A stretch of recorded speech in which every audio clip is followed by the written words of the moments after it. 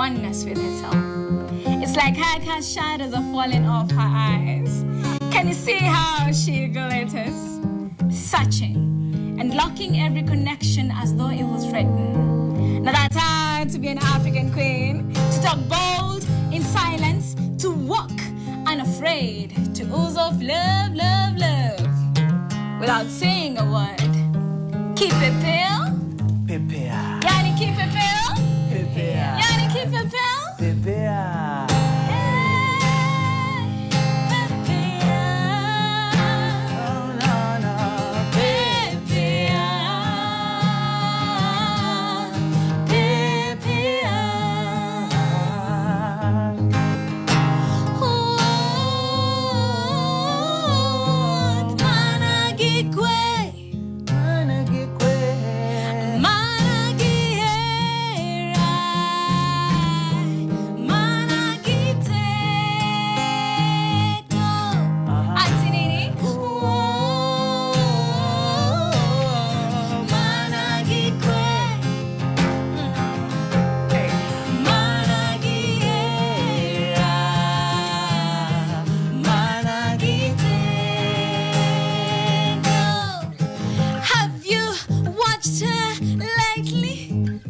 Like her shame no longer has a place.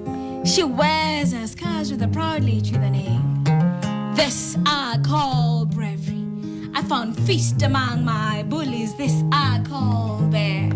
Finding my worth after they took my virginity. This I call pride. Who dare flaunt those kissing gaps? I know they're invisible. Who dare show off the masquerades and put belittlement in its place? Who dare wear this ragged hair, the gelled mosolos, and still make trends trendy? That's how to be an African queen. To walk bold, to talk unafraid. This I call home.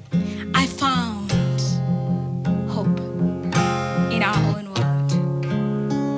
Keep it pale. Yani keep it pale. Ai mara mimi ukiwa nyumbani. Keep it pale. Pepea. Pepea. Pepea. Pepea. Yani tajeo ati nini? Keep it pale. Pepea.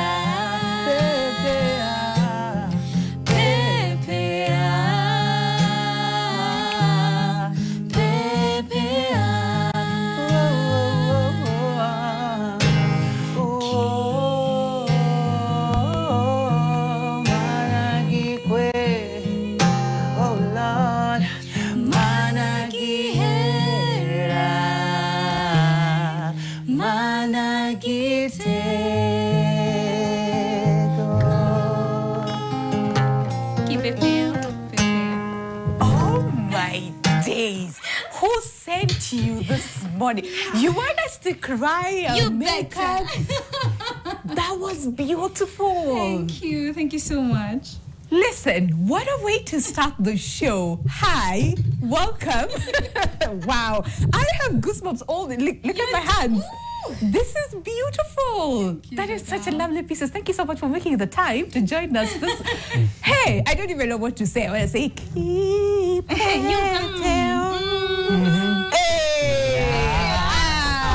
that was such a lovely way. That was such a lovely way to start the show. Let me tell you, it cannot be Entertainment Friday without some sort of entertainment, something to, you know, inakupe goosebumps hivi kidogo, unalia hivi kidogo, take you to the zone kidogo hivi, and I'm pretty sure at home you're actually feeling what we're feeling, okay? And the show is Entertainment Friday, and today it's all about mistari. So kama hauna mistari, I promise you, by the end of the show, I'm going to attempt, mistari kidogo. Msichana kutoka West Pokot, kaja Nairobi.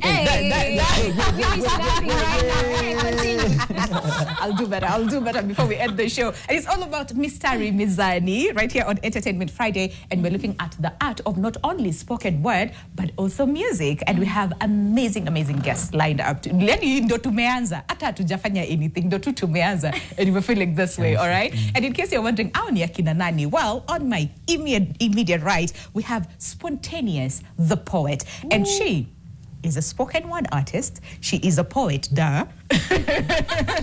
But she's also the founder of, guess what, Female Poets Kenya. Na bado alikuwa ananiambia I'm also the founder of co-founder of Anika Initiative as of 2015. Okay, nimekwamia hapo. Advisory board member of ICRW, International Center for Research for Women. Currently doing a project on looking at the creative sector in terms of female creatives. Yes. I am, what else am I? Hata kama uko single unaweza sema you're single, you're married, you're in a situation, you know all those things. Tell us. But it's so good to see you. Good to meet you finally, because I've seen your work and I'm like, oh my gosh. What is your favorite? So far, because you do a lot of social justice, you know, pieces on social justice, but so far I like Kipepeo because there's an aspect of, yeah, you know, prepare, do not be afraid, do not be afraid of the scars and all those things, prepare. So far, that's my favorite. Okay. So, okay. yeah. okay. Noted. But also we have Tajeo, jina yake imeandikwa Tajezo, lakini ametuambia absolutely not. The Z is silent. Yes. Hi. It is so good to see you. How you doing? The pleasure's all mine. Let me tell you with the guitar. Please teach me. Please teach me. Tonane nyuma ya tent. Sindio, hapa nyuma ya tent. Sindio. It's so good to see you. Good to have you. And you actually have amazing songs, okay? I was watching just this morning, I'm just gonna say, because I stalk my guests sometimes, you know? And songs like Katika, More Love, and Mpenzi. Oh, yes. I connected with Mpenzi. I don't ask me why. That's the new song, actually. I just liked it. Yeah, I really, really like it. All your pieces are just amazing. Yes. It's so good to see you. But at the same time, there's a beautiful story behind, you know, what you do with your music, which we'll get to talk about. But for now, can we just first of all talk about Kipepeo? Yes. And what is the idea behind it? Why? And before we even talk about your individual pieces and what you do. Wow. Oh, this is interesting. I've never heard you say this on air. Okay, but you're hearing it today for the very first time. Yes. At NTV, on your world. On your world. So, Kipepeo is a piece that I wrote for myself. Okay. In 2019, I had been diagnosed with a chronic illness, Daily Spirit Church. Yeah. I had been diagnosed by a chronic illness. They said it's fibromyalgia. It's a pain disease. Yeah. Are you relate? Yes. Okay. That's the problem. I feel everybody's pain.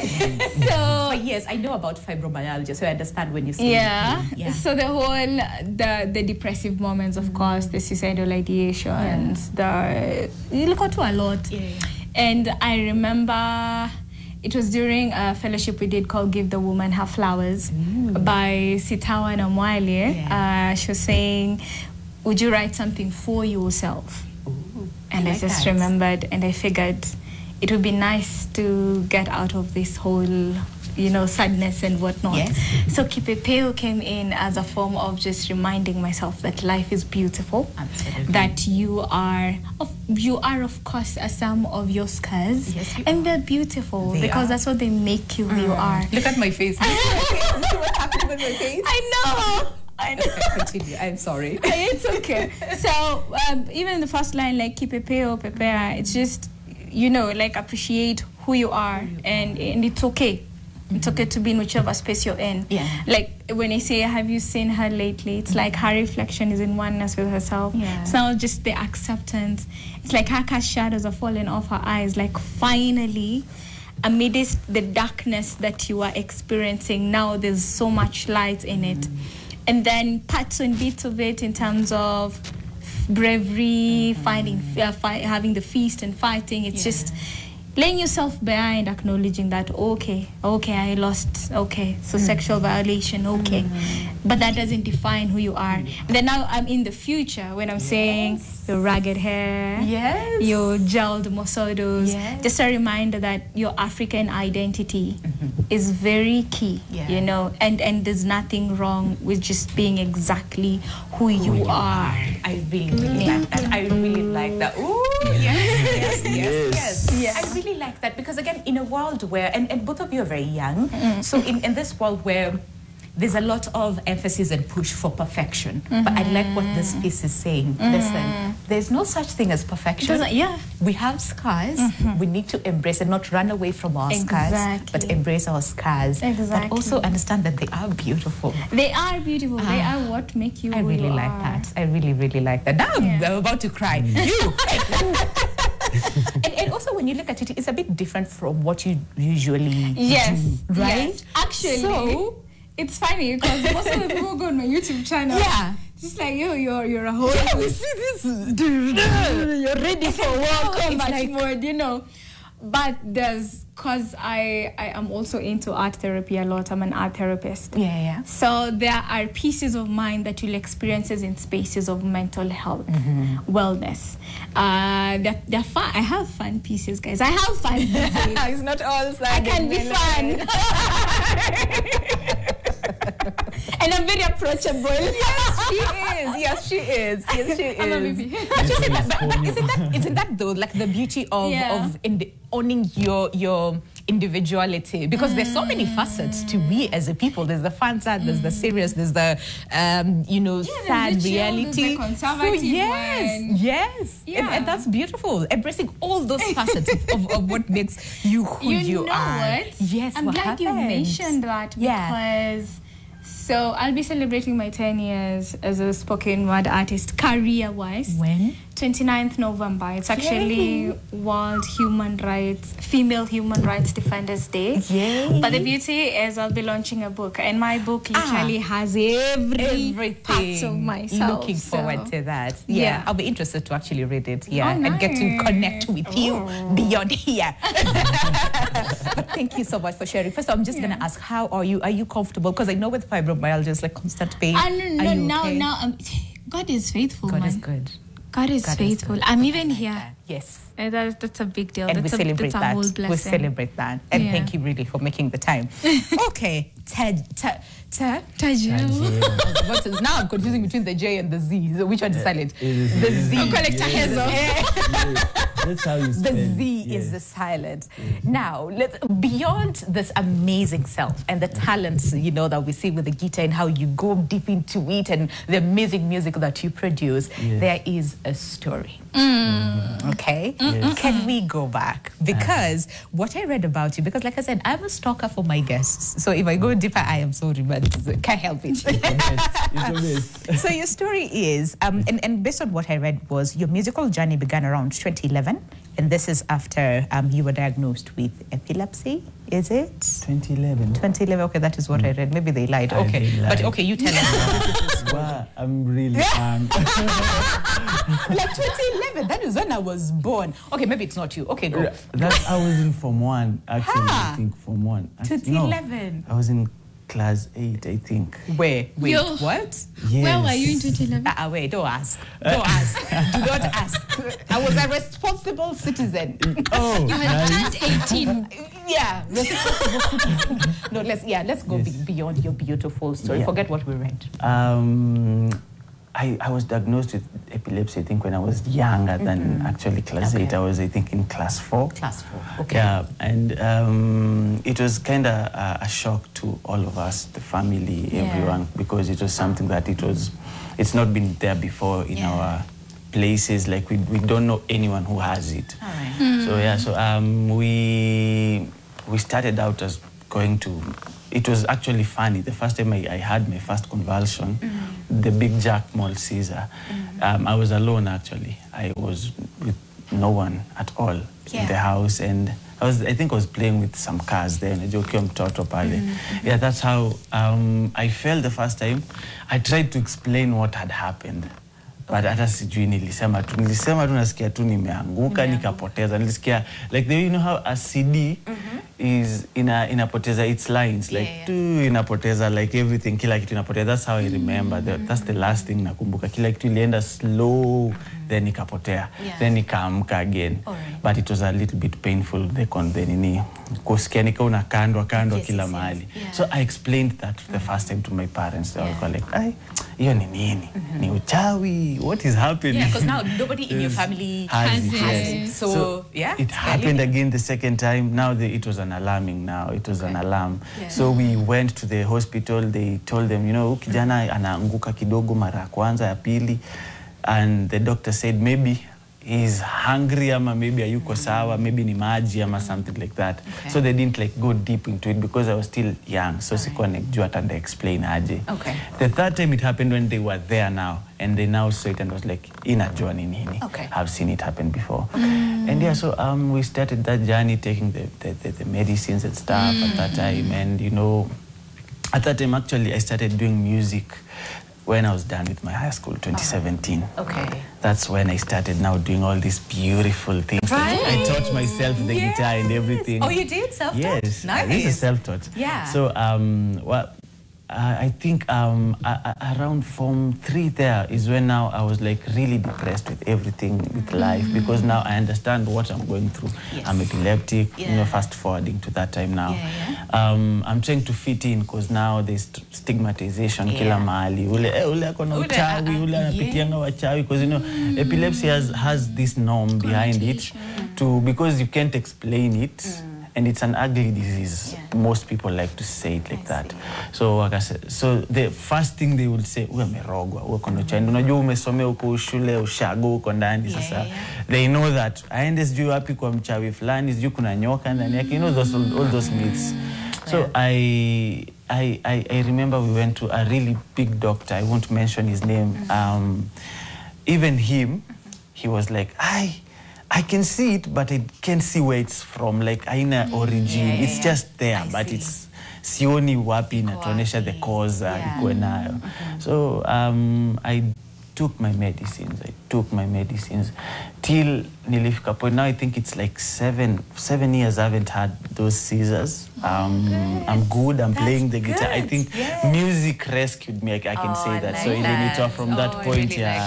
Vitu zimekuwa mbaya, sielewi life inaendeleaje. Then I found a purpose. You found purpose. I found something to give me inanituliza roho. Joy and healing and peace. So, and with God also. And I think now mali tumefika saizi, I can say that I'd like to, I'm thinking of ways tunaongea na Sponyo hapa pale.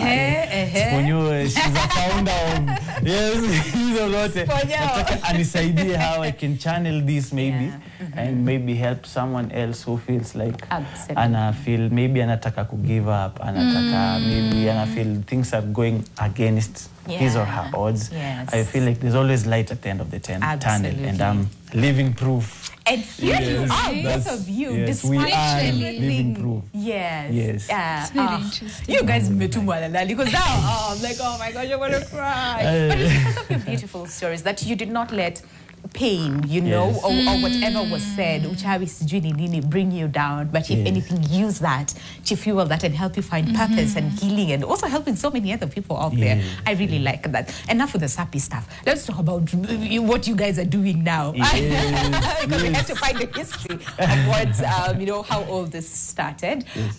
Social justice. First of all, spontaneous. You didn't talk a lot.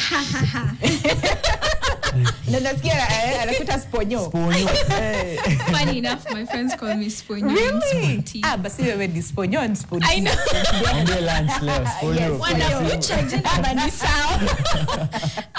Yes. So, but I embrace it. I mean, if God really needs us become donors. I tap into it. Tap into it. We can be donors and grant.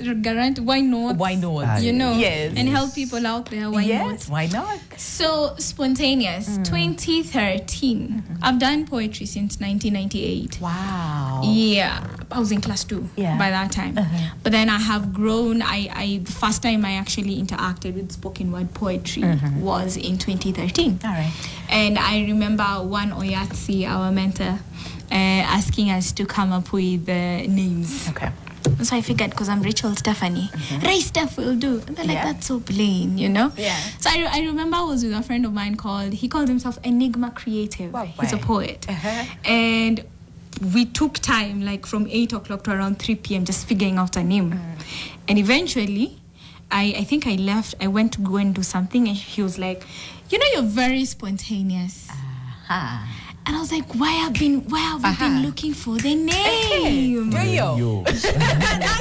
That embodies exactly who I am, literally on stage, because he can attest. The things we rehearse is not really what we do. You see, you, because you stood, we're like, when you push the mic forward, we're like, what is she about to do? What is she about to do? You'll be over there. Wow. I see you. So, hence the name Spontaneous. And then the whole name was now Spontaneous Treehouse, the organization. Okay. Why? Because I've just wanted to have a treehouse my whole life. So I was like, manifest it. Yes. And then when it happens, it happens. It happens. So but that's where the name came from. I like that. Yeah. Okay, so you have a piece, you have so many. Which is your favorite piece? And I know we have like 2 minutes to go on a break, but I promise when we come back, we'd also want to hear your visit, because like it's a Penzi, because you're Penzi, or that one. Okay. But what is it? Give us a piece of your favorite, and then we'll come back and talk about social justice and why it's important, for you to speak about things that are happening that we need to see change. That's very interesting. What's my favorite piece? Whatever you want to perform for us today. Okay. So I know we're in the era of respecting artistic expression. Yes. Especially with what we're seeing with Butere girls and whatever things like happening this. is just So this is Freedom. Okay. Just give me a minute. Okay. Freedom.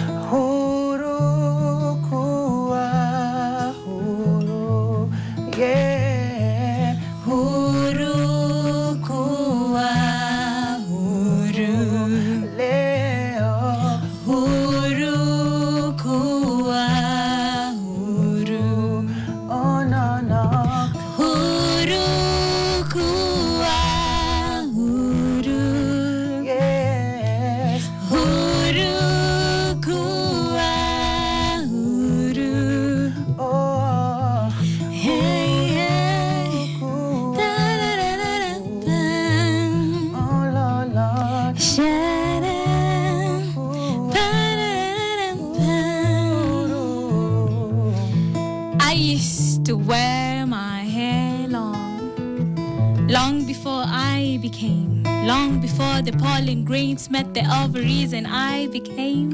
When he said the 4 little words, let there be you. So now I first met ere they shaved my hair, saying, gone are your womb days, welcome to your wild pace.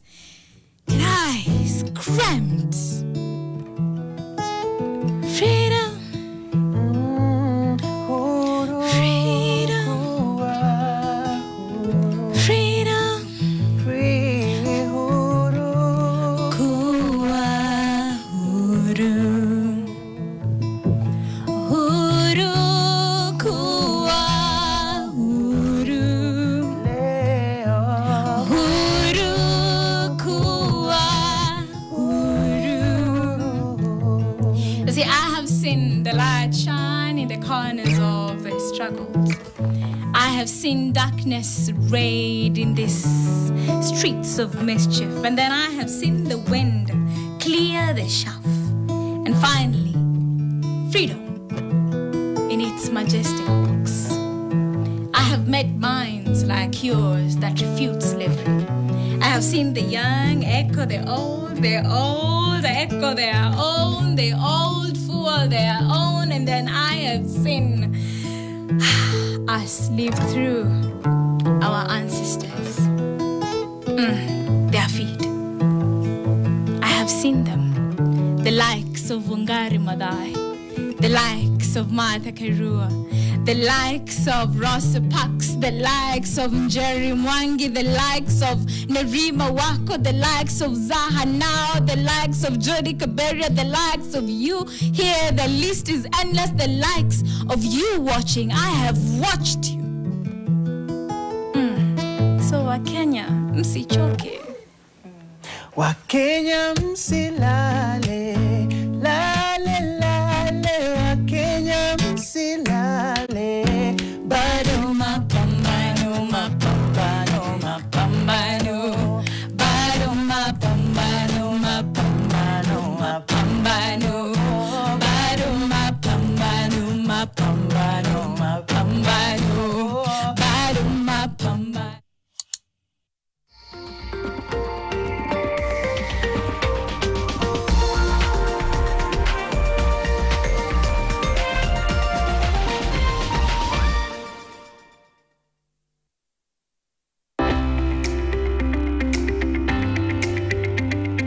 Gertrude Jones Hospital is children's only hospital. It's actually the largest pediatric hospital in Eastern Central Africa. We are set up as a not-for-profit trust, and we attend to about 400,000 patients every year. We are licensed to take care of children from age 0 to 21 years, and we provide all pediatric care, from preventive care, meaning basic vaccinations, to the most complicated open heart surgeries. I'm happy to indicate that in the next 2 months, we are going to set up a bone marrow transplant unit so that patients from the region that travel out of Nairobi and neighboring countries, they can come and get the service here in Nairobi.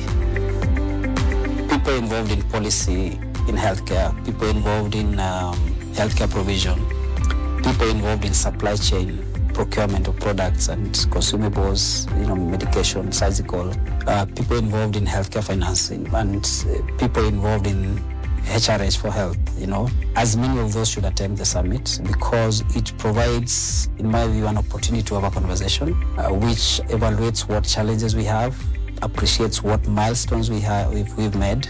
It also helps us as a country to figure out what are we doing well that can help us always keep ahead of the neighboring countries, to set up a real good hub in Kenya as a destination for medical travel.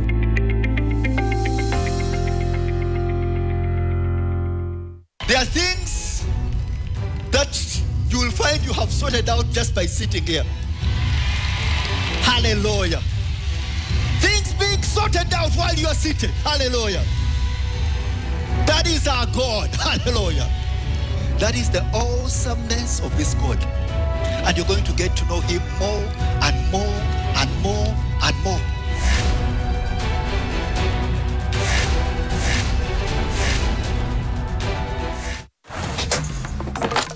Shilingi 1,000. Toka kwa hiyo sanduku. Stoki. Rudisha hiyo pesa kwa sanduku namba 10. Ongeza ifike 50. Kwa nini? Anataka ukule popcorn ukitizama runinga, sawa? 100,000 Kenya shillings. Inch TV. 1,000 Kenya shillings.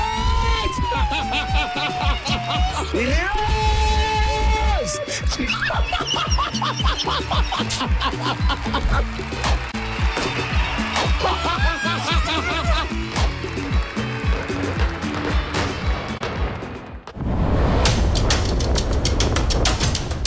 Get ready for an epic series on Twende. More adventure, breathtaking views, and loads of fun. From stunning waterfalls to vibrant streets. And for hiking enthusiasts, we are diving into the wild beauty of Marmanet Forest. For the first time ever, we visit a livestock market. We also get our hands dirty at a local farm in Rumuruti. Think tomatoes, cabbages, avocados, and more avocados.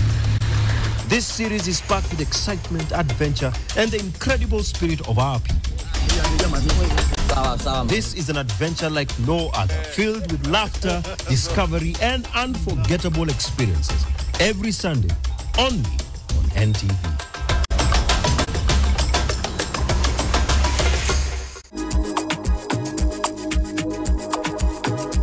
June 15th, 2025 is Father's Day. The 14th of June, a day before, will be a day for Man Cave 5. And only men are invited. It's the day when men will be coming together at Herencia off Thika Superhighway, just 2.5 kilometers. Just before you get to Mangu High School, you turn left and you come here, and men will be congregating here for heart-to-heart conversations. And only men are invited.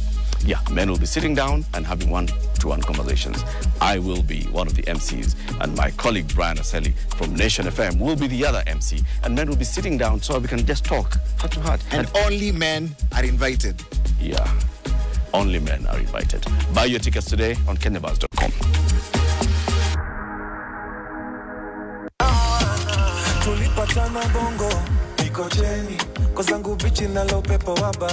A different weekend calls for a different vibe. On this week's episode on Teen Republic, we are focusing on all matters owning your space. And on Bazenga, we feature a young doctor on all matters oral health, that is Dr. Sharon Kendi. And of course, I'll be your captain pale kwenye ones and twos alongside BYG dancers. Patane, 10 o'clock.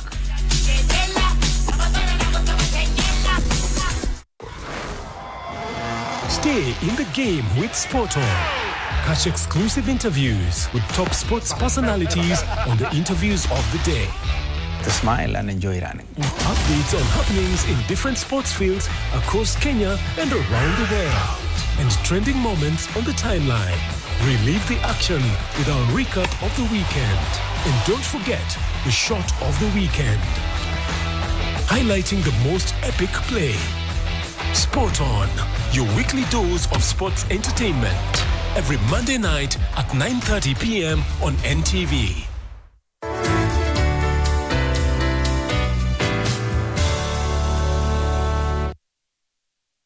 Welcome to Sunpark Residence, a premier gated community on Chadi Road, off Mombasa Road, just 800 meters behind Gateway Mall. Discover spacious 1, 2 and 3 bedrooms ready to occupy and off-plan apartments for sale, starting at just 6.5 million shillings. Contact us on 0793 444 222 to book your unit. Bado kwao sikio niliziba kitambo. Oh no no no no no. Nipo katikati ya vita inayoendelea. Kila siku ni zaidi kiasi, hakuna ishara inatulia.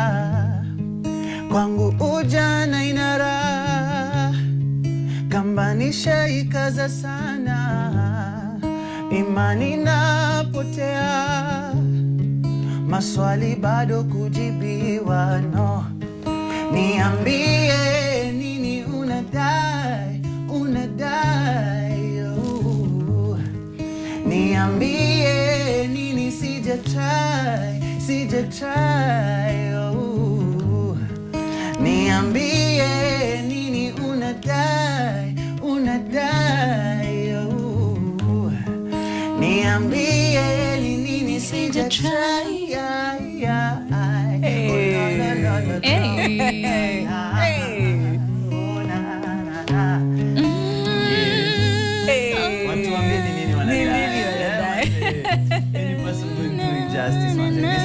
question about answers. You know, you need answers. Absolutely. Can you sing together, Niambie? Niambie nini unadai, unadai oh. Niambie nini sijatry oh. Very good. Niambie nini unadai, unadai oh. Niambie nini sijatry oh, la,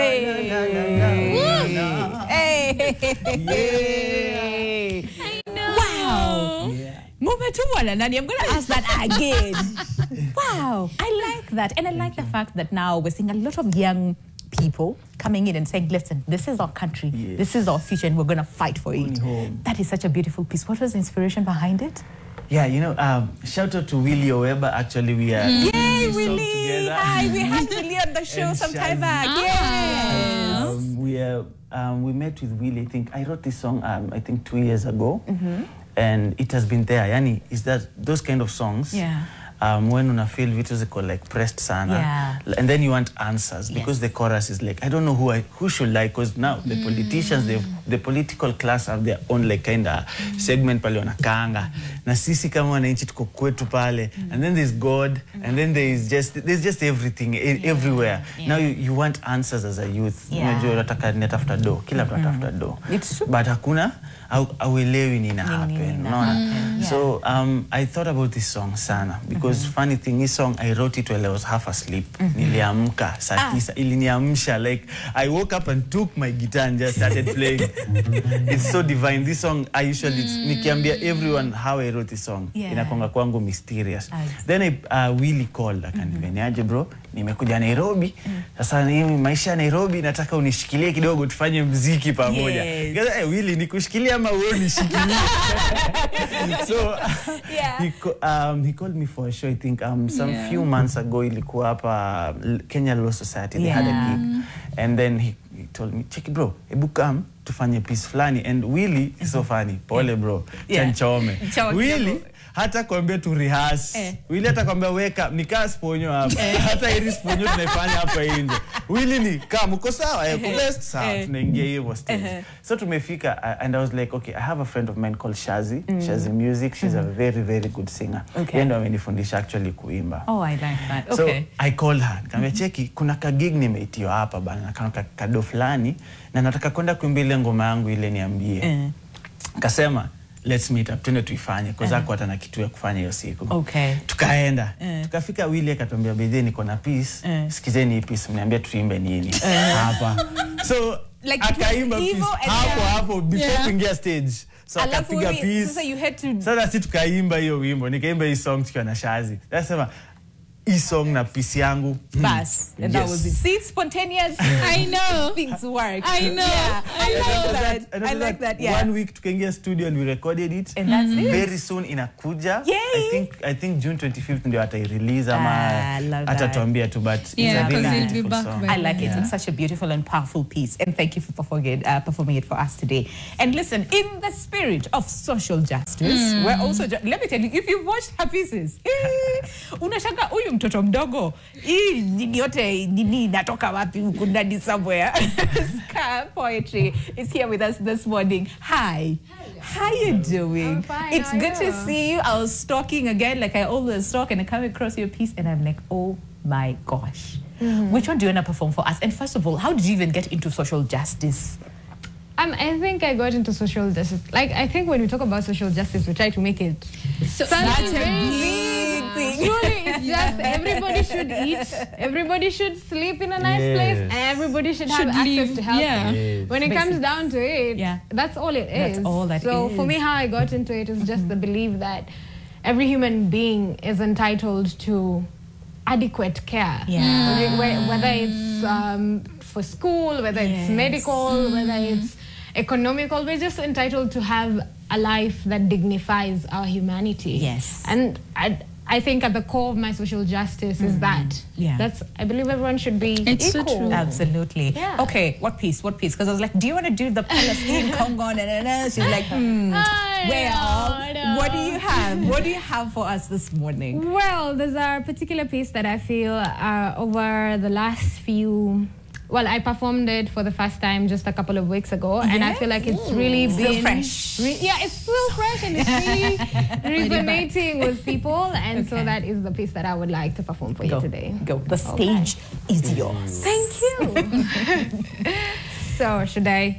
Whatever you want to do. Bora usipande juu ya roof. Thank you. Would you like an accompaniment? Yes, please. Thank you.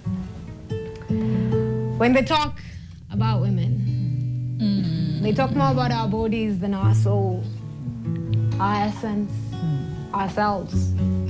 The first time I felt unsafe in my body, I was in Form 1. barely 12 years old and just gone through that growth spurt. You know, the one that comes from eating githeri, sprinkled with mbosha every day for lunch. I was home for midterm. Top dresses and stockings were still a thing then, and I put on my favorite, childishly unaware of how they fit me different. I was walking by the road with two of my cousins when this grown man hollered at me. Words I have long since forgotten, but I will always remember how they made me feel. I physically shrank, trying to be less attractive, less light-skinned, less thick, less me. But he wouldn't let me. He followed it up with a huyo anyuma, huyo no size yangu. I was 12 years old. There's no way I was that man's size, whatever that means. I remember thinking, can't he see I'm just a child? I learned then the black girls don't get to be children. Not as long as we're in this bodies, that nobody saw this body as a child's body, something to be kept safe and protected. They just wanted to invade it. I've had a complicated relationship with my body since, so I'm sure it didn't start with him. Maybe it started with the uncle who touched my boobs before I joined class 2. I didn't know it then, but even as a child, I was not safe in my own body. I love dancing. I love dancing, but in my late teens, I refused to whine, grind, rombosa. I had the ass for it. I really did. I still do. But my body had been so sexualized that I'd be damned if I'd do it to myself. So pale kwa club ni odi, odi, odi. Yes, I was one of those girls terror lived inside of me. My experiences with the world had already taught me that I couldn't be safe in my woman body, so I covered it up, wore sweatpants, baggy pants, anything to make me less attractive, less sexual, less appealing to the male gaze. But years of not being at home in my own home caught up with me. You'll never be at home anywhere in this world unless you're home within yourself. And for so long, I'd been told my body wasn't safe. I'd started to believe it too. I'd been told that anyone could own it. Come in, take aim, and violently claim me that I forgot it was mine. My body. My own. My home. Yes, my body is mine. Mine to whine, shake, and move as I so please. And yes, I can shake that ass and shake it on whomever I want. And no, it doesn't make me a slut or dumb. Enjoying the sensuality of my body and allowing someone else to take pleasure in the way it moves is not a statement on my intelligence. My brain and my ass are equally brilliant in different delicious ways. Yes, my body is art, my breast cultured by the hands of God itself. Of course you want to claim it. If only you knew how to take care of it. My body is art, my novel. Oh, my hair, my waist, and no. It's not 2 inches, but it's mine and it's fine. Still the way the sun shines on my skin. It's rays living seductive little kisses that say, my God, you are divine. And my rays long for the warmth of your skin. Even the moon has a picture of me in it. My body is spiritual.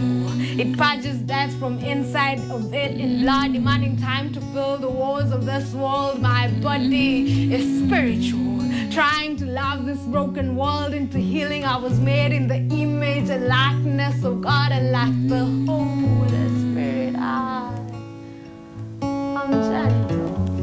I'm gentle. I'm powered. I guide. And if you'd let me, I'd counsel you to be wise, empower you to walk right. You know, there's a verse that says, all sins will be forgiven, but blasphemy against the Holy Spirit will not be forgiven. All sins will be forgiven, but there's a reason, they say, after God. Fear women. Fear women.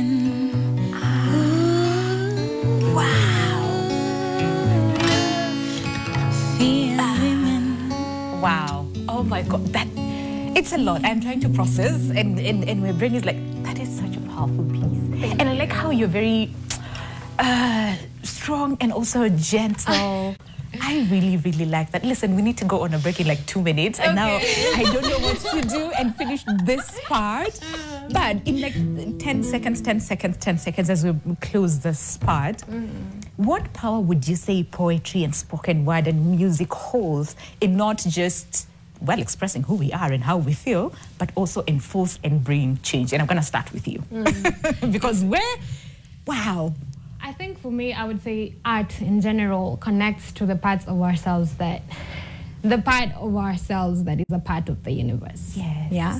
So it's like the part that you don't even know about in your conscious head. It's the part that in art, it's like you connect to the multiverse. Yes. And therefore, when you do that piece of art, you're not just sourcing from your heart, you're not sourcing from your brain, you're not just sourcing from your knowledge as an individual. You're then connecting to the multiverse to bring their knowledge, and you're just a vessel. I think art does that. Oh, yeah, whatever it is doing to me today. Wow, okay. I will say there's a famous quote, I don't know if I'll get it right, by Nina Simone, but I can say it, if I can just translate it to Swahili, Msanii ni kioo cha jamii. Yes. We literally are what we are is what we go through every single day. So, and now art comes really, we as artists, we have a responsibility. Because we are second to we are the one people who addresses a lot of people, tuko hapo always in front of people. So I feel like if we can use this power that we have, even if ni kidogo, to just create that awareness, tell people the truth, tusifiche vitu, tusiongee tu pesa peke yake. So let's reflect everything to kila kitu kenye iko. And as she said, social justice is not that big word. It's just what we are living through kila siku. I like that. I like that. Hey, Sponyo, 10 seconds, go. Art humanizes facts.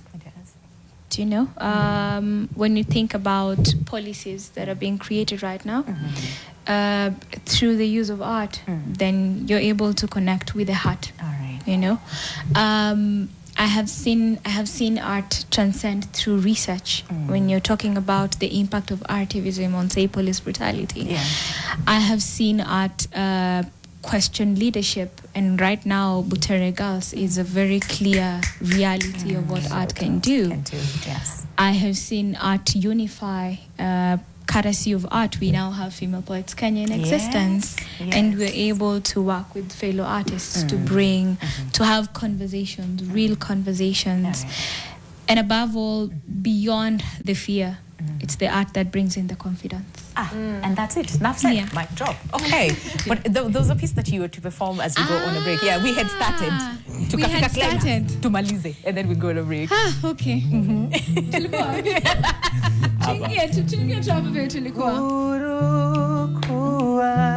Huru, yes.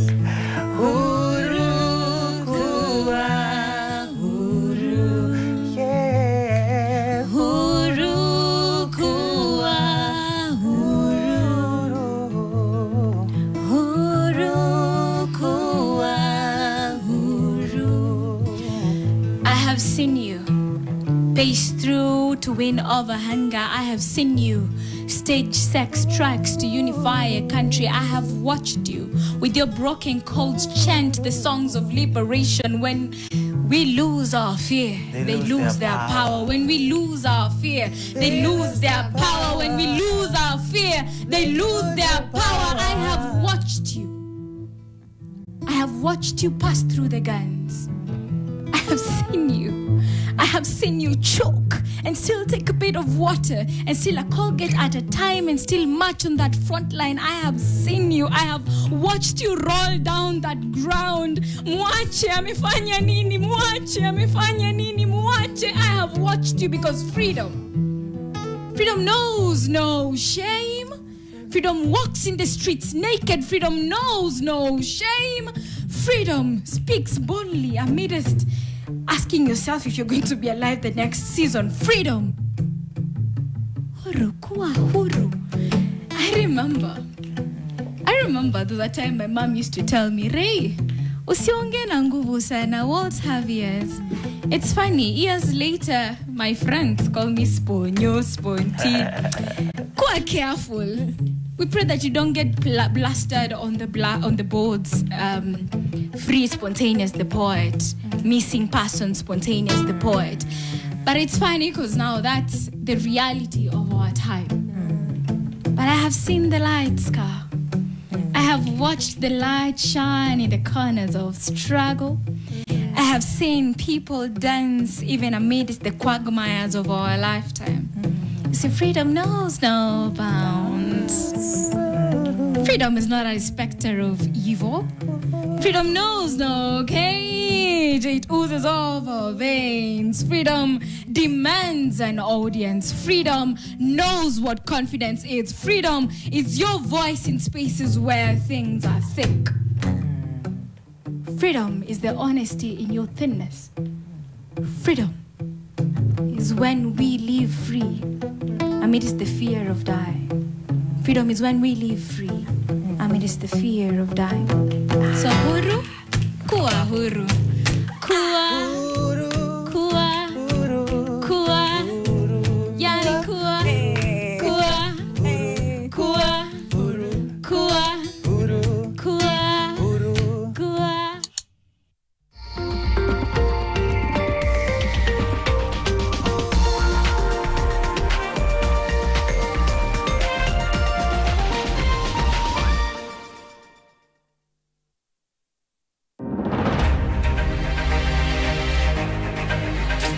We had tremendous increases on the mortgages that we disbursed to the market last year.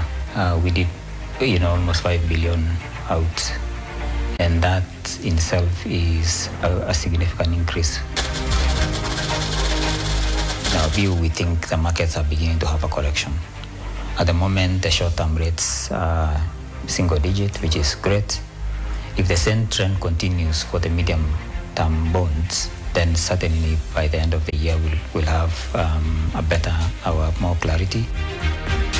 We have been having engagements with IFC and a number of other financial institutions that are keen on green finance, green mortgages.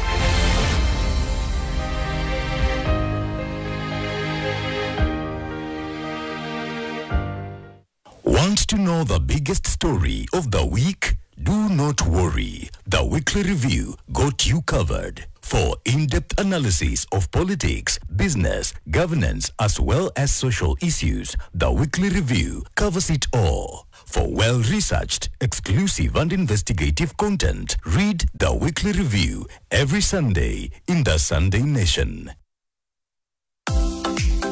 This week on Pishi Bomba, catch me Koi as you're making a delicious breakfast spread. This is a tomato paste which has a very intense flavor because of the fact that it's reduced, and so the sweetness of it all is just all packed in there. That's right. It's going to be this Sunday at 6:30 p.m. It's Pishi Bomba with me, Claire Karatu. A bit of the eggs and then a little bit of the sauce. Yes, look at that. Comes out perfectly. Healthy doesn't have to be boring. That's right.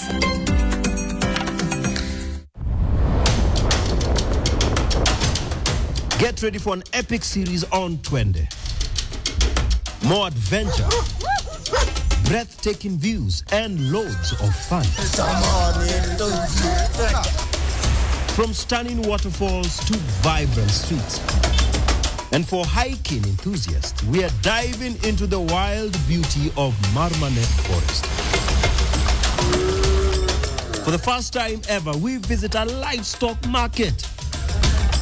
We also get our hands dirty at a local farm in Rumuruti. Think tomatoes, cabbages, avocados, and more avocados. This series is packed with excitement, adventure, and the incredible spirit of our people. This is an adventure like no other, filled with laughter, discovery, and unforgettable experiences. Every Sunday, only on NTV.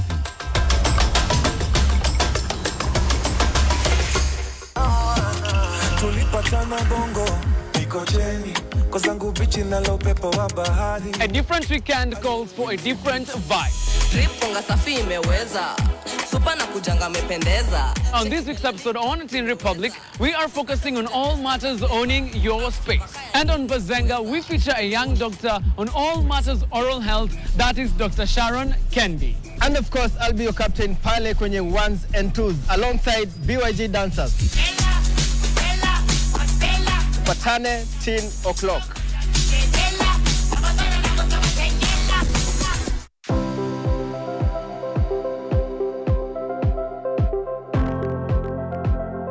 I'm a clinical director here and I look after everything regarding the patient's consultation, ultrasounds, the procedures, IVF, and everything is available under one roof with all the latest facilities. And we have been running this center successfully now for last 3 years.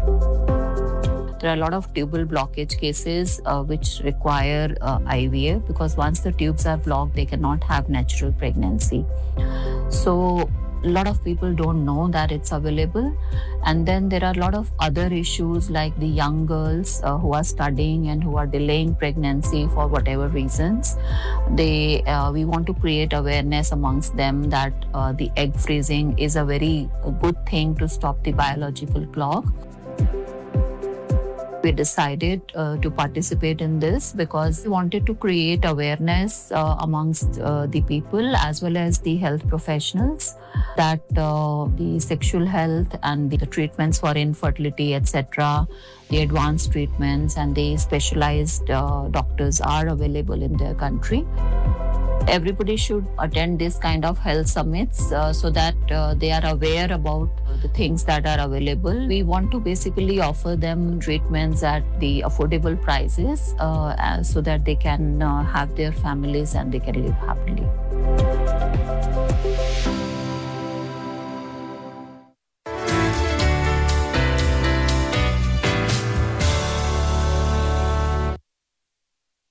Welcome to Sun Park Residence, a Pinia-gated community on Chadi Road, off Mombasa Road, just 800 meters behind Gateway Mall.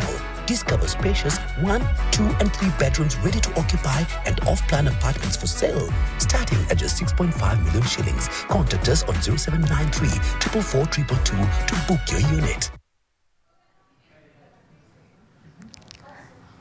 Nitakupenda.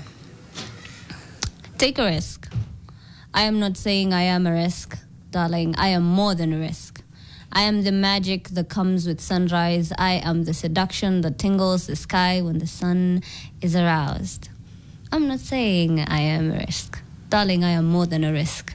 My skin is made with poetry. It glitters and glows with irony and sarcasm. It glows with humor. You will laugh with me. So take a risk, darling. Kale Habib. Njoo mpenzi, nikufunze mahaba, nikupitishe mipaka za lahaja, uwe mboso nikudekeze. Usiwe unauliza kama Diamond tampata wapi. You will try to forget me, but remember me in forgetting me. My love will make you blind. Katika giza mindo nyota. So take a risk. Jinsi Malo alivyoimba. Usinikatae utaniumiza, ila nipe fursa tukatiane katikati ya mipaka. Forget distance, nitakupenda kutoka Dar mpaka Moro. And when we get to Moshi, I will remind you that our love is holy. Let me teach you about being spicy. Chai yako haitakosa tangawizi. Ila mpenzi, usiwe na wasiwasi na mafisi. Mimi kwako nimeketi. Nitakupenda, nitakupenda wewe, nitakuwaza, nitakuwaza mpenzi, nitakupenda, nitakupenda mpenzi, njoo kwangu. That is Take a Risk, ladies and gentlemen. Yay! we, hey, atunifunza nini? Chai yangu haitakosa tangawizi. And then the Habib. What's yes, Kale Habib. Kale Habib. Yeah. We. Hi. Welcome back. For those of you who are joining us from home, let me tell you whatever is happening today on Entertainment Friday. And like we said, it cannot be Entertainment Friday without you feeling some type of way. And I know you're feeling some type of way. Not at Jamaliza,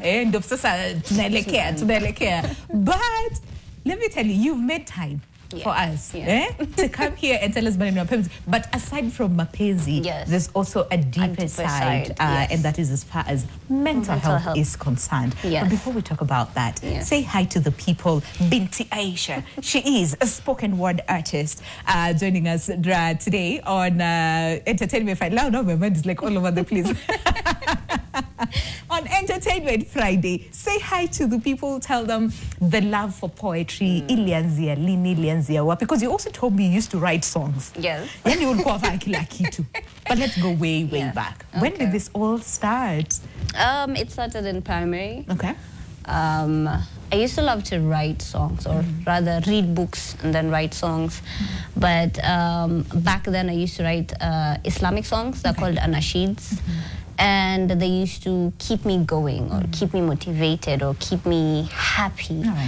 And that's all I knew then. Yes. And then came high school, and I belonged with poetry.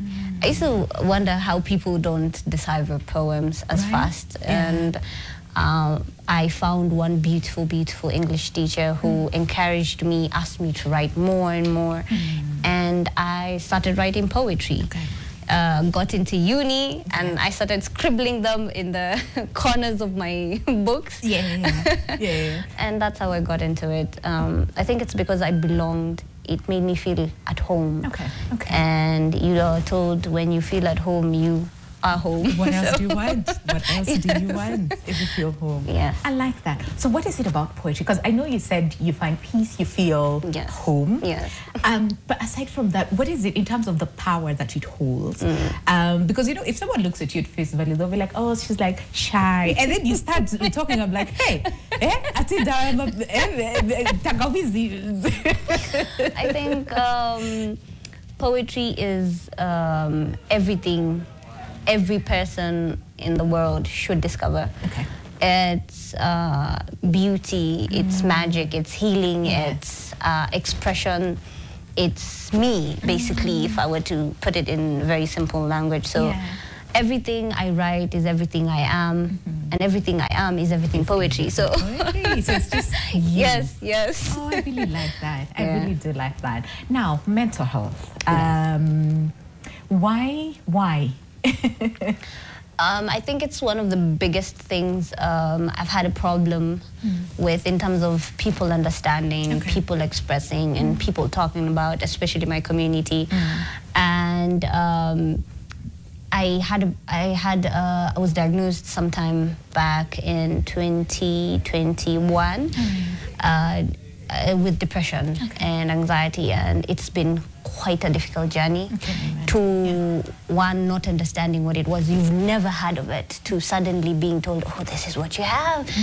And you never understood that your brain can actually get sick. Oh my God, now you have to delve into it. So it was coming from a point of understanding, a point of going through something, and a point of, now this feels personal to me. Now, how many of us are going through this alone? And I remember finishing high school and promising myself that I met quite rude and very harsh teachers. And I remember finishing high school and promising that I would never want a child to go through their words. And because it impacts them horribly mentally. And it's not something you can speak about, you know. It's not something you can, when a teacher tells you something, it's not something that you can tell someone else and they take it seriously. They'll tell you, ay Daisha, mambo ya dunia, you know, there are words, you'll forget about it. But I'm still trying to forget them till this point. So you can imagine how difficult that is. Do you want to share? Is it okay? Do you feel comfortable to share what exactly they said? I was struggling. I think one of the things students struggle with in high school is the their self-worth, self-image, especially when it comes to studying. Kids are not the same. No. Some of us Can take never things be. slowly, and some go fast. Yeah. And teachers, I don't understand why. I feel like people who are training to be teachers need to be equipped with the idea that kids are very different in class and they need to be handled like that. So where I studied, there was one particular teacher who pulled me into a staff room, and they had a list of students, their grades, and I remember the last one having a C+ or a C-, and she pointed to that specific student and said, I don't think you're even going to get that in your KCSE. And that was the biggest fear I had then. And I had a panic attack right there, and then at that time I thought I was dying. But it actually feels that way. It does feel that way. I was like, listen, God, I know me and you are not. Please don't take me now. Not now. It's still very young. But it was one of the most life-impacting or life-changing or life traumatizing moments that an adult can say that, and a lot of adults do that. Yes. And I remember finishing high school and saying, you know what, I never want a child to feel like that. I never want a child to have those thoughts in their head just because someone couldn't, or someone couldn't control their mouth. I see that. And because the self-doubt they inflict, because now even after I finished high school, which I passed, I still thought, I'm not that good enough, you know? But because of that voice. Because of that voice, and it's quite hard even in uni. Now, uni, you're an adult. You're just thrust in there. No one tells you how to navigate adulting and they're never honest. adulthood. And they're never honest. Yeah. So that process, it's my story. Yeah. It's everyone's story. This is something we really need to take serious. Yeah. And if we don't take it serious, it can lead to a lot of things that are 100%. horrible. We're seeing so many cases of people dying by suicide, not committing suicide, dying by suicide because of all those things, and mental health being a big, big factor in that. You wrote a piece about mental health, right? Yes. Okay, let's hear it. Let's hear it. There's so many. There's so many. Yes. You hold a book. Yes. This is my compilation of poems. I have 2 books. Nice. One is Freedom. I wrote Freedom at the point where I was diagnosed and I needed to let those shackles, like I need to open a door or a Pandora box, and I didn't know how to, and I was like, you know what, let me just put my poems, be it good, be it bad, be it pathetic, I don't care. This is just me putting my foot forward and going from here now. I can move from there. Okay. I would read one piece if you'd allow me. The one that speaks the most to you, or whatever it is that you want to perform for us, by all means. Do you want to pull the mic closer to you? Yes, right, definitely. There you go. I think. Great. Okay. Let me look for. I can do a recent one. I recently wrote. I have a blog as well, so let me. A lot of people have asked for me to do this specific one if I get a chance. It's called Life at 25. Life at 25. Oh, do not remind me. Life at 25. I turned 25 I'll tell you the last story year. about 25, but yes, go. I turned 25 last year, and a lot of people expect you to have life figured out, and I don't. I haven't yet, or I'm figuring it out. And this is specifically called Life at 25, Between the Echoes of Yesterday and the Whispers of Tomorrow. All right. There's a peculiar silence at 25. Not the kind that comes with loneliness, but the kind that hums in the spaces between who you were and who you are becoming. It's a silence of shifting foundations, of childhood echoes clashing against adulthood whispers. At 25, you wake up some days feeling like a child trapped in an adult's responsibilities. Tax forms stacked next to childhood dreams, rent receipts folded over poems you once wrote in secret. You stand between mirrors, searching for the face of someone who should have it all figured out by now. You smooth your hands over your skin, wondering if your mother felt this uncertain at 25, if your father also sat at the edge of the bed, staring into the yawning mouths of an unknown future. You're both too young and too old at the same time. Too young to have it all, too old to have nothing. There's a unique kind of ache that follows you through the streets of Nairobi at 25. The city does not stop moving. For your quarter-life crisis, matatus still honk. Hawkers still shove mirrors in your face, and street preachers still shout about salvation as if they know the wars you fight in silence. You sip tea from a small cafe. Kibandaski, potato. Watching lovers argue over something trivial. Watching students rush to catch buses. Watching mothers balance babies and burdens. And you wonder, where do you fit in this great theater of life? Your friends are scattered across different paths. Some are married, others are chasing master's degree. You are stuck where you were yesterday. Some are drowning in their shadows. You attend the wedding, single, still not graduated, and you ask yourself again and again and again, where am I at in this life? Some will ask you, unadu nini these days? Their eyes scanning your shoes, your phone, your aura for success. Naishi tu, you answer. Because how do you explain that you're still in transit, that you're caught in the space between arrival and departure, between holding on and letting go? You're still a child and you're an adult. How does that all fit in 25? At 25, you begin to understand that growing up is about shedding. You lose people not because of fights, but because the road split and you can't really meet at a neutral point. You stop explaining yourself to those who refuse to understand, and you lose and you lose and you lose again and again and again, and you choose the path of loneliness. You learn that not every person will bloom with you. Not every friend will stay, and not every dream will be realized in the way that you first imagined. You also begin to meet yourself in quiet places, the early morning walks, the days you can't pull yourself out of bed, the grieving, the burying, the losing, the gaining, the success and the failures. You will lose, but you'll find yourself again in places you never thought you could. And yet, despite the weight of uncertainty, there's something beautiful about 25. It's the age of rewriting, of unbecoming and becoming. The age where you realize that healing is not a destination we all fight for, but a journey we're crawling towards. Some days you run, some days you go back, some days you walk, some days you are skipping like the child. It is in the nights spent talking to a friend about dreams that scare you both that makes 25 beautiful. It's in the mornings where you choose to rise even when your bones feel like they are made of borrowed strength. I think you know this.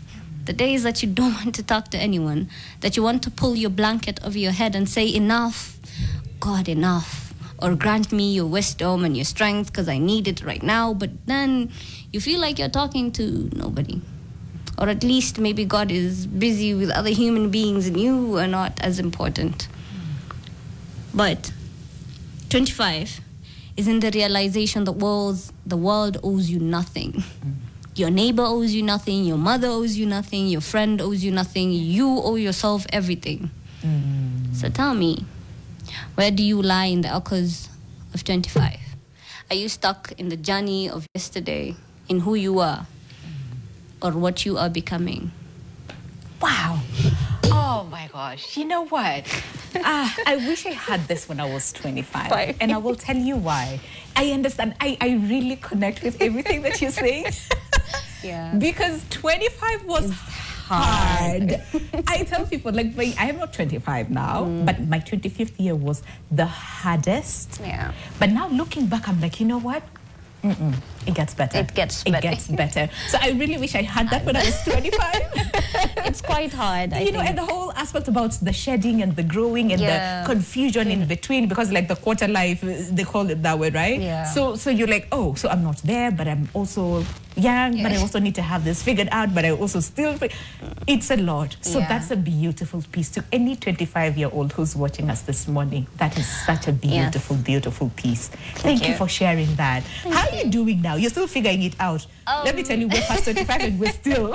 Well, being a student still at 25 is, oh my God. And you're still doing the degree that nearly killed you 4 years back. Yes. So it's quite hard, but I wrote it from a point of I'm back to the things I don't like doing, but at the same time I'm doing it because I have to. Yes. And a lot of students, I met a lot of students in university going through the same thing. At 20, specifically at 25. They feel they're too old for school, and the people are too young to talk to, and the lecturers are just looking at them weirdly, like, why are you still in school? You should have graduated. And it's quite a difficult journey. So I wrote it specifically knowing there's a child, or there's me out there. You'd see me in yourself out there. And maybe you'd say, it's okay. It's okay to just, it's okay to just not have it figured out today. I like the part where you said you owe, no one owes you no nothing. one knows you nothing, but you owe yourself everything. Everything. That is very powerful. And you know, when we talk about mental health now, I mean, and beautiful to see, like, over time, we've seen a lot of conversations on mental health, but at the same time, we still see so many cases, and especially for young people who are still struggling with mental health, and sadly, so many people also dying by suicide. So my question for you this morning is then, how do you bring poetry into those spaces that don't usually welcome it, you know, and especially when it comes to mental health specifically? How do you do that to make sure that these conversations still happen, doesn't matter where? I think it's to introduce it as, not introducing it in a way of I'm pushing or shoving my opinions down your throat, but in, this is a new perspective. I know you can't see eye to eye with me, but can we sit down and actually talk about it? Because it's there, and we have to figure out how to move from it. So how I introduce it is, let's have a sit down. I'm not attacking you. I am not trying to shove this down your throat, but I want you to see things from my point of view and maybe understand that this is something that is clearly extremely important, and we need to talk about it. We need to find ways to tackle it, and we need to actually know better ways to talk about mental health, to see it, and to, you know, handle our own mental health and other people's. So I'd say as much as we have that conversation, we have to introduce the idea of kindness around it. How are we introducing it? So introduce it and see it. That's very powerful. Love that. So the question would be, as we go on a break, number one, what would be your message to the people who are watching us? And I mean, mental health is not such a big aspect to them. They're like, nani you know, and shun, you know, those people and stigmatize those people. What would be your message to them? And number two, how are you doing now after you know the diagnosis and going through, you know, all those things? How are you today? Okay, let's start with what I want to say to people. I think it's okay not to be okay. It's truly okay. Take as much time as you need. Take one step at a time. I know it sounds like a crazy thing, but one step at a time. We're getting there. We can't get there all through just in one step or in one leap, but one tiny step at a time. How am I doing? It's a struggle of highs and lows, but in all the journey or in all the waves, I'm holding myself through it. Because Angelina Jolie once said, you have to sit, you have to let it go through you. You have to let the emotions go through you so that you can go through it. And I genuinely put that as the pinpoint of I have to go through it, I have to sit with it. And also therapy helps, guys. Therapy helps. Therapy helps. I like, yes, it does. So for those people who shun therapy, it helps. We usually see it as a white man thing, but genuinely at some point we have to agree that we are messed up and we need help, and we actually have to take chances, or we have to take methods, or we have to take different routes in making ourselves better. And heal. And heal. Healing takes time, but you get there. You'll get there. Thank you so much. That was really amazing. Do you have any piece that, as we usher in the break, you can take us through the break? Yes, I have a piece for women. Do it. Yes. Okay, as we go on a break. It's called We Women. We Women. Yes. Ooh, I like the sound of that immediately. All right, go. I wrote this last night and today morning, thinking about all the women. You're hearing it today for the very first time right here on Your World. A day of many firsts. It's called We the Women. We the Women. We the women are not your morning flowers, not delicate dawns waiting to be plucked by hands that do not know the softness of consent. We're thunderstorm in saris, buis and derras, silent revolution wrapped in headscarves. We are the kind of fire that dances without needing permission, but burns not to destroy, but to remind the world we were always here. Before history was written, before patriarchy found pen and paper and forgot our names. We, the women, are not just muses of poets. We are the poets too. We are the unwritten verses hidden in kitchens. We're the lullabies sung by broken backs and aching wombs. Our pain has never needed translation, yet the world keeps mispronouncing our worth. They teach us to shrink in mirrors. They teach you to shrink yourself, your body parts, to hide your magic beneath colors that were not meant for you, to smile when you're bleeding and say sorry when we should say stop, leave me alone. But still, you rise. Still, you write. Still, you exist in full bloom even when the soil beneath you refuses to soften. We, the women, are not your trophies, not wanting to be saved or sculpted. We are warriors of ordinary days, goddesses who raise nation with cracked hands and open hearts. We are not ashamed of our stories. The ones with bruises and bad decisions, the ones where we chose ourselves and lost everything. We are scared, but we survived. Because we learned to love ourselves without needing to be liked, because we turned brokenness into art and heartbreak into a home. We, the women, carry generations in our hips, carry hope in our laughter and grief in our silence. We speak the language of mothers and daughters and sisters who hold each other through storms. Of queerness and question to be courage. We are not waiting for the world to clap for us. We're building our own stage, our own truths. We, the women, are everything. Crowns and gowns, jewels and whatnots. We, the women, are womanhood in all phases. We, the women, are becoming, unbecoming, and becoming again. We, the women, are the light. That is beautiful. See you on the other side of the break, because I have literally nothing to add on that. Thank you so much. Thank you for your time today. That was really, really beautiful. Thank you. In case someone wants your book, where do they get it? 2 seconds. Yes. So my book is, you can follow me on all social media platforms as well. Tomorrow we'll be having an event by One Hour Kiki, is an initiative I ran with a lady called Leon for women, by women, to women.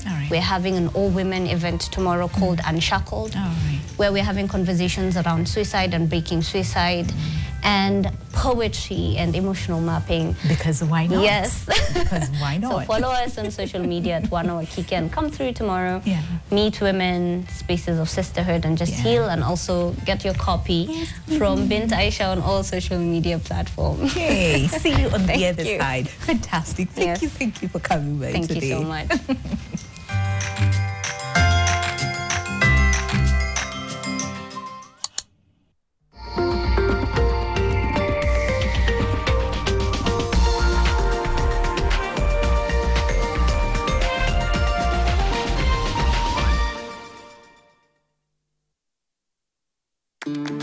I'll have the usual on the rocks, double. I'll have whatever he's having. Real recognize real. No added sugar, no preservatives. 100% real fruit.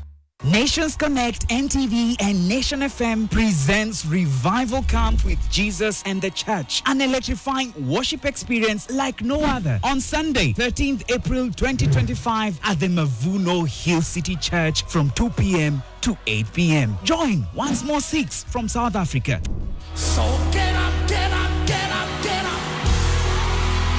Featuring Son of Nations, Susan Grace, and Michael Owero of NTV Crossover and Nation FM Praise Break Team. Futim Longo, the Mavuno Church Hill City Worship Team, and many more for an afternoon of revival, worship, and transformation. Don't miss out. Secure a ticket now at www.kenyabars.com. See you there. So get up, get up, get up, get up. This week on G3. Ziggy the zebra zigzagged through the zoo. Ziggy the zebra zigzagged through the zoo. I'd rather dance whenever I move because I wouldn't love to dance each and every time when I'm doing various activities like speaking to people because they probably won't take me seriously.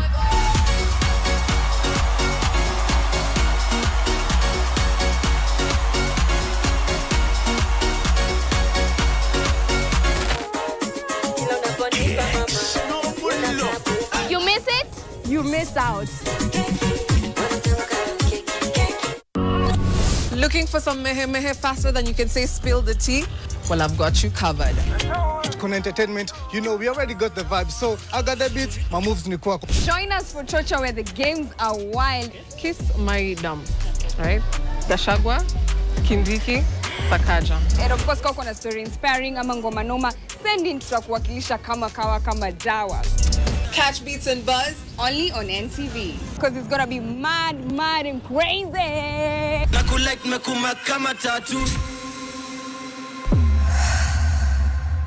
For fast relief of strong pain, like headache, toothache, and muscle pain. And I am finally released from pain and ready to be there for those who need me. Try Panadol Extra for fast and effective relief from strong pain. June 15th, 2025 is Father's Day. The 14th of June, a day before, will be a day for Man Cave 5. And only men are invited. It's the day when men will be coming together at Herencia off Thika Superhighway, just 2.5 kilometers. Just before you get to Mangu High School, you turn left and you come here, and men will be congregating here for heart-to-heart conversation. And only men are invited. Yeah, men will be sitting down and having one-to-one conversations. I will be one of the MCs, and my colleague Brian Aseli from Nation FM will be the other MC. And men will be sitting down so we can just talk heart-to-heart. And only men are invited. Yeah, only men are invited. Buy your tickets today on kenyabuzz.com.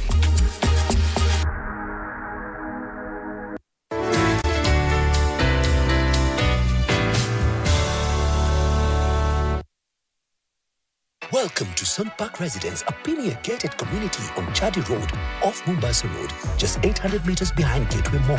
Discover spacious 1, 2, and 3 bedrooms ready to occupy and off-plan apartments for sale, starting at just 6.5 million shillings. Contact us on 0793 444 222 to book your unit.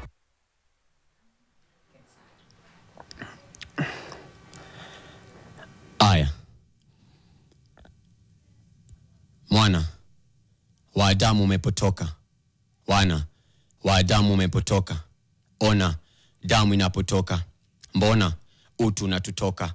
Ama, that's just who we are. Hao ndio sisi, na sisi ndio hao. Ni cut the chase, ni state out he case. So like any other guy in his 20s bado, mi nilikuwa raundi zangu Kajiado. But one thing captures my eyes though. Not her clean-shaved head, her smile, the length, the width, a kalao on her feet. Kwa society ana fit, at least that's what I could think, but nikicheki fiti, she's yawning. Na ako lonely na juani la utosi, but sikutaka jua na sogu mosi. Pili to her, at least niseme pole to her, but she's holding a piece of paper and a pen in her hands. Na nikicheki closer, she's writing a letter. Destination, the duo. Okay, cool is a si ujinga. So I asked, na akiwa eager. She gave me that beautiful smile again. Akiwa eager. See, recently they shook hands. Dunia ikatingika. Vyombo vya habari vikachafuka. Breaking news. Wakenya wakaunganika na vita vikaisha. Okay. She was young but not dumb. So nikajongea na akanisongea beside the rock she was sitting on. Besides, she was the rock her family was sitting on again. She was young but not dumb. And so she spoke na akanipatia her heartfelt story. At one morning, alirushwa na cracks kwa door. Waliomlea, leo walimlemea, aliowaegemea, leo aliwakemea Amia. 10-year-old, beautiful and wonderfully made, ready for men wa miaka up to mia. Jamani, jamii hurumia mtoto wa kike. Taji mvike, chuoni asifike, si chuoni asifike. Asilalamike, akilalamke, let her be the same to them. A cut of fame to her, a cut of shame, feminine shame. Just one cut and that's it. but kuna shattered dreams. One cut and that's it, but kuna lowered esteem. One cut and that's it, right? But she's left sick, weak. No, don't do it. Why still do it? They still did it. Picture vivid, even though alimwacha on the floor, black out in that dark manyata. Sun rays ikikata through this grass touched roof. Proof atakawa memkeketa ye matata and atapenya, but mat at hand ameluza sexuality kwa wale aliti. But pause, who's to blame? Wow. Thank you. Thank you. Wow. Thank you. What inspired that piece? As you sit and move just the mic, yes, just on your side so that we see your face. Yes. That is, wow, okay. It's a lot of social justice. Yes. Right? Yeah. What inspired that piece? The piece was originally inspired by a book by Henry Olekulet, All right. Blossoms of the Savannah. It's a very intriguing book when you read it, and it's very heavy on female genital mutilation. Yes. Yeah, and it being a very heavy topic, it's just kind of made my mind focus on that topic for like a whole 2 months, and then I was like, you know what? Let me jot something about because this. a lot is happening and so many girls and women are still going through it. Yes, it has never ended. Yeah. It's always like we're trying to stop it, but it's not being stopped. Yeah. The numbers are always It's rising. like we're playing around it. Exactly. Low kidogo hapa, nini kidogo It's that hapa. tradition yenye nimekwamilia hivi. Nataka kuelewa lakini itoki. Haitoki. That one. Yeah. Nitap. Yes. Spoken word artist joining us as we come closer towards ending the show. I want to keep you guys here for the rest of the day, but Jackson will be like, Winnie, out. Yes. So good to see you. So good to to have see you. you Clearly, Memo. Memo. Nigon. But poetry, right? And you're very passionate about it, and your voice, really deep voice, and the intonation and how you go about it. And I'm like, oh my gosh, wow, goosebumps, all over the place. Yes. When and how did you get into poetry, and why poetry? Poetry. I got into poetry around 2017 in my last year in high school. All right. I was just doing some short poems, you write for a friend, you know. And then at the end of it, the very last day in high school, I was like, I have this poem I would like to perform for you guys. Are you willing to listen? And the teachers at that time were like, we want to encourage you to pass. In fact, do that. So I performed it, and it that moment on stage felt so nice. And I was like, I want to feel like this is what you want for the rest of my life. That's what high school. Maybe like, hey, did you write letters? Because you're creative, and with your words and all those things. And I remember when we were in high school, waiting for that letter. Did you do that when you went to school? Like 1 or 2. 1 or 2? Yeah, 1 or 2. Okay. Yeah. Can you remember the one that you wrote? Did you write to a specific person? No, I don't think I can remember. Yeah. I know I did 1 or 2. You did 1 or 2. Towards the KCSE. Somewhere. Yeah. And we've talked about poetry and the power that it holds to not only enforce change, but also bring joy, speak truth to power, and all those things. And you said for you, you're very big on social justice. My question would be, why? Because currently, since I discovered myself in this space, it's always been a struggle between let's say the vices are so many in the society, and I believe poetry is the best art to address it, because nasemanga poetry, it nourishes your soul, and it also pinches you in the it has those powers, and so I believe poetry is what I can use to change the society to be what I want it to be, or to at least have that image of what I want it to look like. Absolutely. You said so. You also do like sheng poetry. Yes. I know you mentioned it, the first piece. Yes. But is there one that is specifically like sheng letters? No, I've never really gone to that extent. Because peer audience, Oh yes, true. Try sheng yenye ita balance wenye bado wasikii sheng na wenye pia wanasikia sheng. But I recently wrote a short blog, and I was saying Sheng is like any other language. It's true. And it keeps on evolving. Yes. And no matter how much it's trying to be suppressed, it still grows. Ilianza hiyo kitambo ikiwa ashu, kenda kinde, kenda das. Unaget, inaenda ikigrow instead of it kuisha. So I really embrace the language. I had a teacher called Dr. Seraphine back in campus. And she told me, language, there's nothing you can do about a language. When it starts evolving, it will itaenda. So I really took that and I took it into my literature. That's why I write Sheng poems. Oh, interesting. How are people responding to you? Because it's very unique. Most of the time when you hear poems, it's either in pure Swahili, not Swahili sanifu. Shabash. Or it's in English, okay? But sasa here umekuja na Sheng. How are people receiving it and responding to it? Like when they listen to it, what are they saying? I think most of the population, especially the youth, are resonating with it because they're so comfortable listening to this. It's let me say, it's not so official. Unaona? It's something lenye unataka tu kusikia. You get? So I've been doing that. Since when I was in campus drama festivals, I used to put my poems into Sheng. I don't know how rules itakubali, but I'm like, you know what? This is what I love. Yes. So Okay. So and you write serious stuff. Also, we also have like Zajoy. Yes. Zadidi. We'll understand that. I also want you to perform one. Yes. Serious because we've been listening to serious stuff. And I'm like, oh my gosh! But it's also beautiful to see young people taking charge. So when you do a poem in Sheng and you present it and it's on a serious topic, do people sometimes not take you seriously? Sometimes. Yes. Like, wewe ni wakayole. Mbona unaongea hivyo? They want like, composed man or English ama Kiswahili plain. But now, Sheng, at the end of the day, itasikizwa mtaani. That's true. Speaking in a language that people understand. I want poems to be played kwa Nduthi. You get? And people at Nduthi watasikiza these Sheng poems a lot and resonate with it. With what you're saying. So that's why I'm really trying to push that end. That. Do you want to perform for us another Dini? You Sheng? Yes. Okay, yes. Go ahead. The mic is yours. The mic is in front of you. If you want to stand, you do you. Leo stage ni yenyu. The stage to you. Okay. Go. What's the name of the poem? It's called African Queen.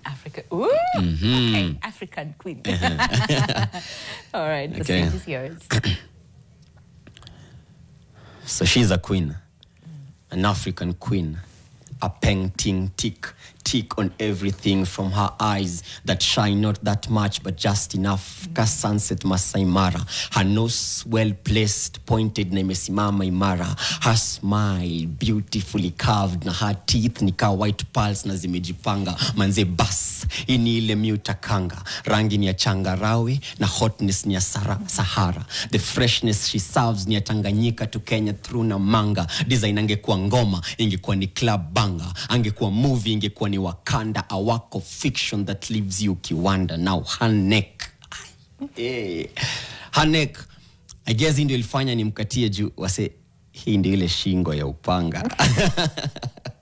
Yes. That's a fun poem. I like that. It's really fun. So I'm like, yes, Masai Mara, Sahara. It's a poem I wrote to just praise the African woman. And as you said, Sheng. That's why I included she's a pen. A pen. Yes, that's what we call her. A fine woman. Yes. Apo mtaani. Ako wapi? Ako home. Tuma salam. Salamu zimfikie. Mpwito. Yes. So I have a question for you because I can see Scar. Scar has also a poem on God, because most of the time, we speak about all those things and we forget, the maker, the one who holds it all. So as she comes, if someone says, I don't understand poetry. What do you do to those people? Well, like, this is easy. I really don't understand. Don't understand poetry. What do you say to those people? Well, mostly, kwanza poetry ilikuwa cultivated into our hearts pale high school, and then it was just not germinating. We're like, nah. But now, I say this is why I'm trying to do it in Sheng. Mtu ajaribu kuelewa. Sasa mtu asipoelewa kwa past hapo, they're just not interested. Sasa unaweza achana na yeye, ama you try to introduce them to maybe better poets, ama poets who sound like venye yeye anataka kusikia. Yes. Okay. Okay. So what would be your word to people who are watching us from home and really understanding how important and the space that creativity has, either whether it's music, whether it's poetry, because we've had all that on the show today. So, and you're pretty young, and you are in this space, and you've seen what power it holds. What is it that you'd want to tell that person who's watching us, and maybe especially for a parent, because the kids are at home right now, and the parent is like, "Oh, mtoto wangu anapendanga sana poem," you know, and all those things. What would you say to that parent or to that child who's watching you this morning? So, dear parent, first of all, dear parent, yes, let your kids create. There's so much fun in creating, and healing and nourishing of the soul, and not only theirs but the society at large. Dear child, create, write till infinity. Yes. Gosh, you people are so young, but you have so much wisdom. I felt that. Oh wow, that's beautiful. Thank you so much for your time today. Thank you so much for hosting us. Scar is here. No, amesema Scar anatumalizia show. Beautiful. Much better way. Welcome back. Thank you. What do you have? What do you have for us? Remember, you have that one piece that will completely change our lives forever. Well, go for it. Someone has requested that they would like me to do a piece about God. And anyway, let's listen. Okay. God is good. All the time. God is good. All the time. And all the time. God is good. So tell me about your God. What do you call him? Is it Ngai, Mulungu, Nyasai? Tell me about him. There's a name about God from my tribe. Mwene Nyaga. I really like this name. There's a story behind it. See, the mountains with their snow peaks look like an ostrich, and ostrich in Kikuyu is Nyaga. So the people of the mountains nicknamed the mountains Nyaga, and Mwene means owner. So God's name then became Mwene Nyaga, the owner of the mountains. When I asked my mom about this name, she told me how in olden times the Agikuyu worshipped the big mountains, and how the mountains were a sign of strength, a sign of power, and how they thought, surely, who could own these mountains but God? So Mwene Nyaga he was, the owner of the majestic mountains, and with this, an automatic connotation to strength. Mwene Nyaga, the strong God, the all-powerful God, the supreme being. So tell me about your God. What do you call him? Isn't your God my God, in spite of what we call him? If your God is the most supreme being and my God is the most supreme being, surely he must be the same being. We just call him different things. Go with me on this one. A friend of mine explained it to me like this. My birth name is Priska Njeri Gikonyo. Some of my friends call me Ska, others call me Pri. But see, anyone who knows me from home could call me Njeri. I've gone by ridiculous nicknames that I will not mention on this stage for the purposes of not embarrassing myself. But regardless of what they call me and who calls me what, I am still the same person, just experienced differently by different people. I've been thinking, isn't this the same about God? That regardless of what we call him, he is still himself, that I am, Jehovah, Alangai, Mulungu, Ezemo, and Kai. This are all his names, and they are beautiful. But they do not stop him from being who he is, the I am that he is. There is only one God. One supreme being, and all he asks is that we love him and that we love each other. Now, is that so difficult? No, it isn't.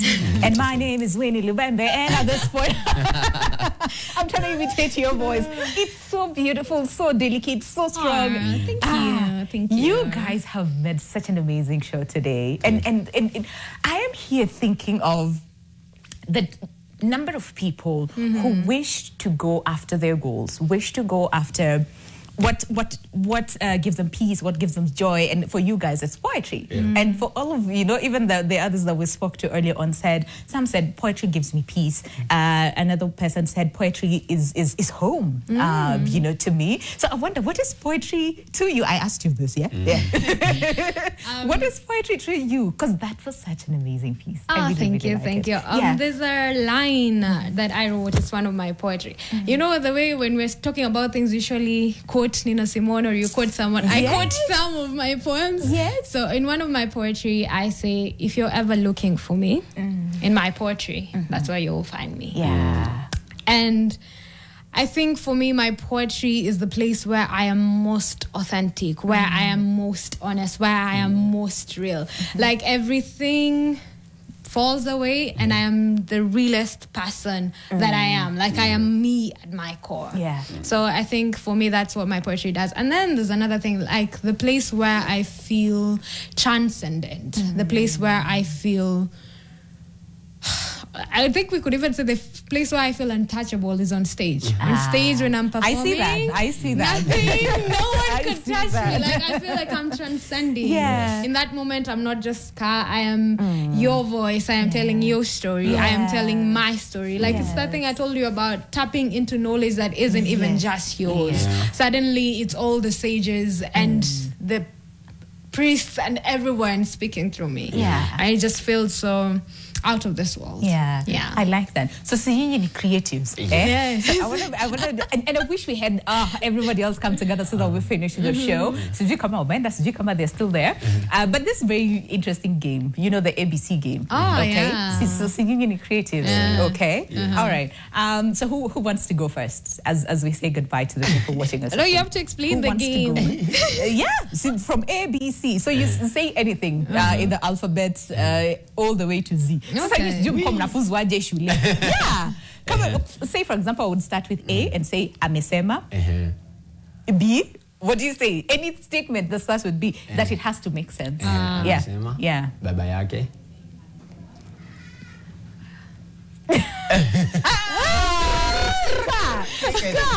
Cricket. Baba yake.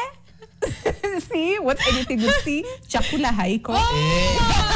Okay. Amesema baba yake. So you don't focus on anything that we've said. We will focus on the later that comes. Okay. So it's C. All right. Okay, and I can see them here. Sasa lakini mic ni moja. Tuta interchange that mic. But we really don't. Aya itoe hapo ushikilie and then sasa wewe ndo utakuwa kujeni we finish the show haraka before Jackson is like tokeni hata nisimame hata mimi at this point so that we say okay who wants to meshika gist ABC game. So I say anything in like with letter A and then B C D E F and then comes back to me. Anything a statement could be anything. Okay. Hi. Okay, so do I, so no, oh, it's you. Okay, all right, hi. So do I start? Yes. Alienda huko. Bila chochote. Shiko. Do.